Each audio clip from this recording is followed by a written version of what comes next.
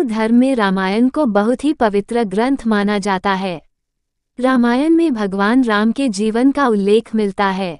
रामायण का सार तो सभी लोग जानते हैं, लेकिन रामायण में कई ऐसी कहानियां हैं जिनके बारे में बहुत ही कम लोगों को मालूम है। इन्हीं कहानियों में से एक कहानी है राजा दशरथ की पत्नी कैकेयी को वरदान मिलने से जुड़ी। इस वरदान के कारण ही कैकेयी ने प्रभु राम को 14 साल के वनवास पर भेजा था। कैकेयी अपने बेटे भरत से बहुत ज्यादा प्रेम करती थी। उन्हें राम से बहुत सी आशाएं भी थीं। फिर सवाल यह उठता है कि आखिर उन्होंने क्यों राम को 14 वर्षों के वनवास पर भेजा। राजा दशरथ के विवाह के पहले कैकेयी महर्षि दुर्वासा की सेवा किया करती थीं। कैकेयी की सेवा से प्रसन्न होकर महर्षि दुर्वासा ने कैकेयी का एक हाथ वज्र का बना दिया था और आशीर्वाद दिया था कि भविष्य में भगवान तुम्हारी गोद में खेलेंगे।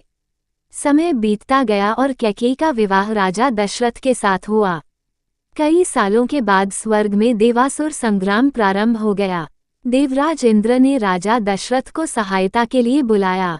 रानी कैकेयी भी महाराज की रक्षा के लिए सारथी बनकर देवासुर संग्राम में पहुंची थी। युद्ध के दौरान महाराज दशरथ के रथ के पहिए की कील निकल गई और रथ लड़खड़ाने लगा। ऐसे में कैकेयी ने कील की जगह अपनी उंगली लगा दी और महाराज की जान बचा ली। राजा दशरथ कैकेयी की युद्ध भूमि में साहस से बहुत प्रसन्न हुए और उन्हें 3 वरदान मांगने के लिए कहा। कैकेयी ने उस समय प्रेमवश कह दिया कि इसकी जरूरत नहीं है, अगर कभी जरूरत होगी तो मांग लूंगी। कैकेयी ने राजा दशरथ को इसी वरदान के जाल में फंसा लिया और राम के लिए 14 वर्ष का वनवास मांग लिया। लेकिन राम के लिए कैकेयी ने 14 वर्ष का वनवास ही क्यों मांगा? इसके पीछे कई अनेक राज हैं। कैकेयी ने ही भगवान राम के लिए 14 वर्ष का वनवास मानकर यह समझाया कि व्यक्ति युवावस्था में अपनी 14 यानी 5 ज्ञानेंद्रियां, 5 कर्मेंद्रियां और मन, बुद्धि, चित्त और अहंकार को बस में रखेगा, तभी अपने अंदर के घमंड और रावण को मार पाएगा। जिस समय ये घटना अयोध्या में घट रही थी उस समय रावण की आयु में केवल 14 वर्ष ही शेष बचे थे। ये बात कैकेयी जानती थी। ये घटना तो अयोध्या में घट रही थी, लेकिन इसकी योजना देवलोक में बनी थी।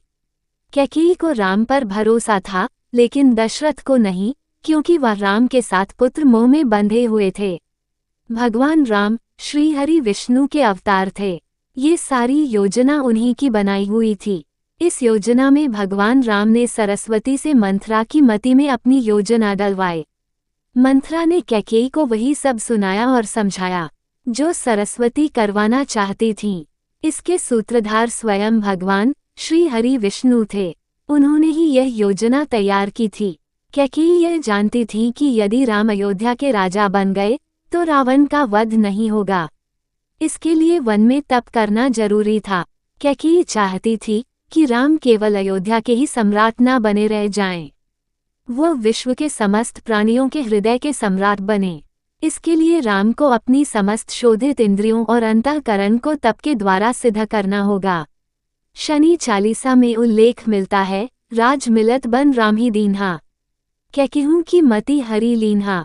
यानी शनि की दशा के कारण कैकेयी की मति मारी गई और भगवान राम को शनि के समय अवधि में वन भटकना पड़ा।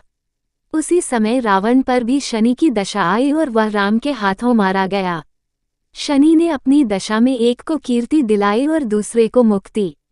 जय श्री राम। चैनल को लाइक एंड सब्सक्राइब करें।